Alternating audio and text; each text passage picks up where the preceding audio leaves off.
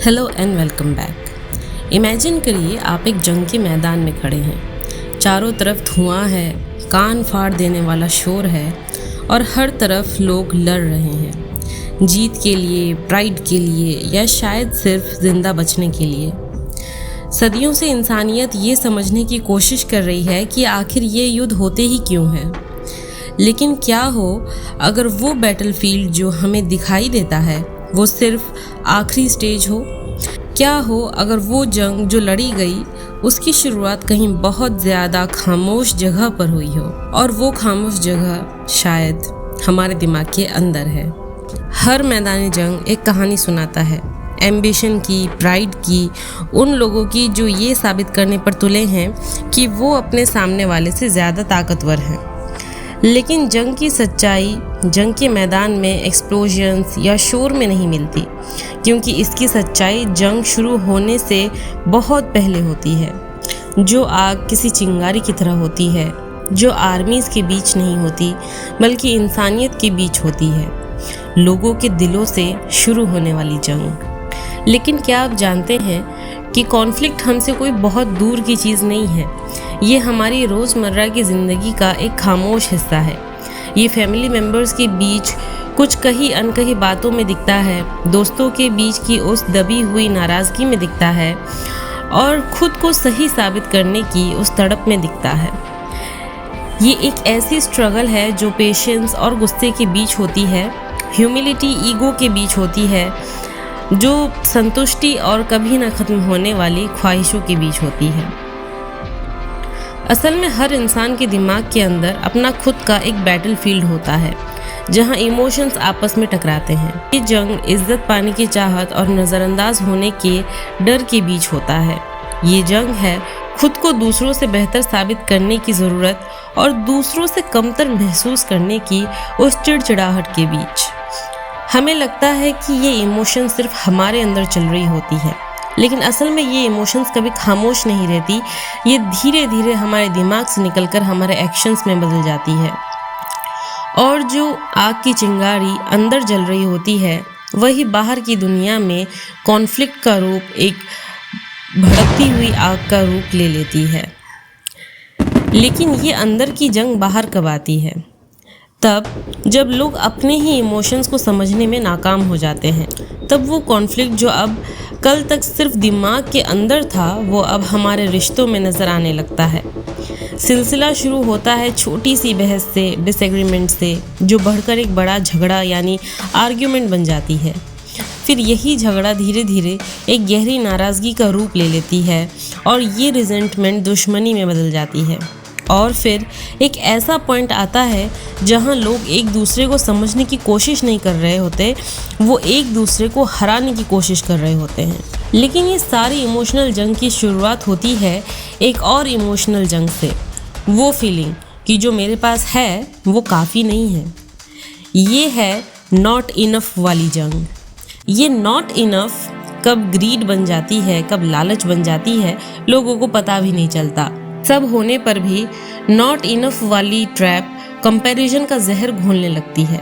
आपको जितनी रिकॉग्निशन मिली है, जितना इन्फ्लुएंस या सक्सेस मिला है, जितनी आसान ज़िंदगी मिली है, शायद वो आपको काफ़ी नहीं लगती। इस डिससेटिस्फैक्शन से लोग और ज़्यादा इस क्रेव को डेवलप करने लगते हैं। वो ये भूल जाते हैं कि उनके पास जो है वो असल में बहुतों के पास बिल्कुल भी नहीं है।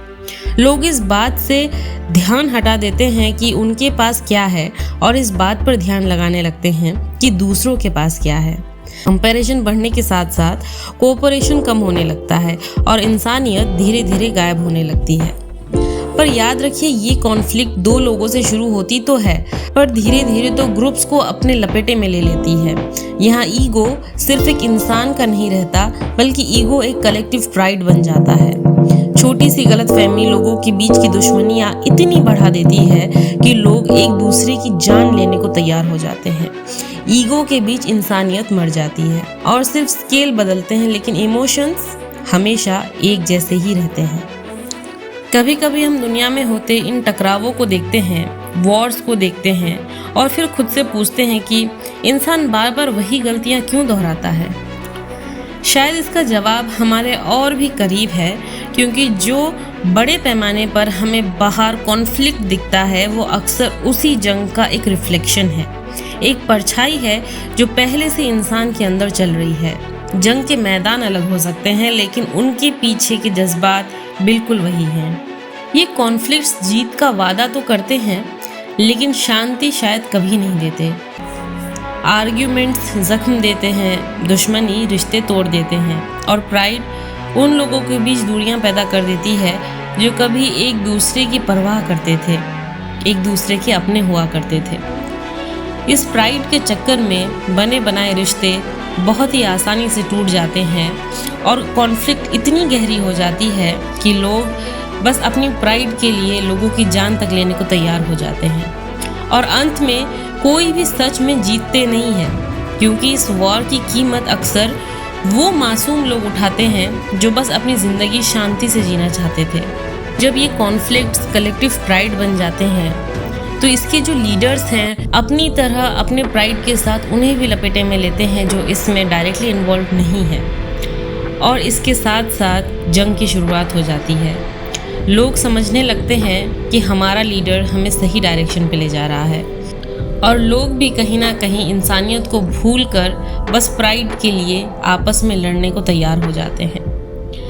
हम अपनी पूरी उम्र पहचान, ताकत, कामयाबी के पीछे लगा देते हैं, खुद को दूसरों से ज़्यादा बेहतर और ताकतवर दिखाने की कोशिश में लगे रहते हैं। लेकिन ज़िंदगी का अपना एक तरीका है हमें याद दिलाने का कि इनमें से कुछ भी हमेशा के लिए नहीं रहने वाला। जीत की वो खुशी भी एक दिन गायब हो जाएगी, तालियों का शोर भी एक दिन शांत हो जाएगा, और रह जाएगा अगर तो बस वो पल जब आपने ईगो के ऊपर काइंडनेस को चुना होगा, जब आपने प्राइड के ऊपर अंडरस्टैंडिंग को और नफ़रत के ऊपर कंपैशन को जगह दी होगी। और अगर हर इंसान अपने दिल के अंदर की इन जंगों को सुलझाना सीख ले तो बाहर की दुनिया धीरे धीरे खुद ब खुद शांत हो जाएगी। अगर इंसान अपने अंदर के इमोशंस को पहचान ले और अपने इमोशनल जंगों पर काबू पा ले तो शायद बाहर भड़कती जंग की इस आग को वो कहीं ना कहीं सुलझाने का कदम उठा चुके होते हैं। इसलिए हमेशा काइंडनेस, कंपैशन और अंडरस्टैंडिंग को अपने दिल में जगह दीजिए, ताकि आप अपने अंदर अपने दिलों में चल रहे इन इमोशनल टकरावों से बच सकें और इंसानियत को अपने अंदर हमेशा ज़िंदा रख सकें।